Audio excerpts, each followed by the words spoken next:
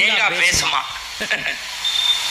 அர்ச்சனை போடு 50 ரூபானாலும் 30 ரூபாய் எனக்கு தான் மரியாதை ரொம்ப ஜாஸ்தி நினைச்சான். வாழைப்பழம் சிரிச்சுச்சான். லூசு, நான் இல்லைன்னா உன்னை உள்ளேயே கூப்பிட மாட்டாங்க. நான் தான் 10 ரூபாய் எனக்கு தான் மரியாதை ஜாஸ்தி நினைச்சான். வெத்தலை பாக்கு சிரிச்சு அர்ச்சனையெல்லாம் பண்ணி முடிச்சான்னு இந்த சிவாச்சாரியார் பக்கத்துல இருக்க தண்ணியில தேங்காவை நினைச்சு ஒரு கல்லுல போட்டு அடிச்சிருக்காரு. தேங்காய் 2ஆ உடைஞ்சிச்சு. வாழைப்பழம் கலுக்குன்னு சிரிச்சு 30 ரூபான்னு மண்டையை உடைச்சிட்டாங்க.